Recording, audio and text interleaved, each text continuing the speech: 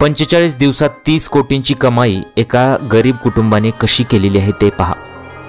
अंगात जिद्द असेल तर आपण काहीही करू शकतो। चॅनलवरती पहिल्यांदा आला असेल तर चॅनलला जरूर सबस्क्राइब करून घ्या। आता त्रिवेणीच्या काठावर वसलेल्या आराइल गावात राहणाऱ्या पिंटू मेहरा यांचे आयुष्यच बदलून गेले। पिंटू यांनी महाकुंभ सुरू होण्यापूर्वी घरातील महिलांचे दागिने विकून आणि जमीन गहाण ठेवून 70 बोटी विकत घेतल्या होत्या।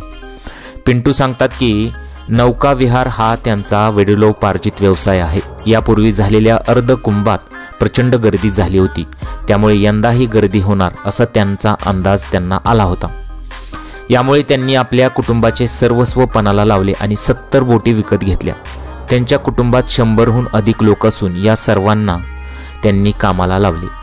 महाकुंभ 45 दिवस चालला आणि या काळात पिंटू यांच्या कुटुंबाने बोट चालवून तब्बल 30 कोटी रुपयांची कमाई केली। हा निर्णय सोपा नव्हता। घरातील अनेक सदस्यांनी याला विरोध केला होता। त्यांची आई शकुंतला देवीही संतापल्या। महिलांनी दागिने विकण्यास नकार दिला, पण पिंटू आपल्या निर्णयावर ठाम राहिले। शेवटी त्यास विश्वास त्यांचा खरा ठरला। महाकुंभ दरम्यान त्यांच्या बोटींनी एवढी कमाई केली की आता त्यांचे कुटुंब आर्थिकदृष्ट्या पूर्णपणे मजबूत झालेलं आहे।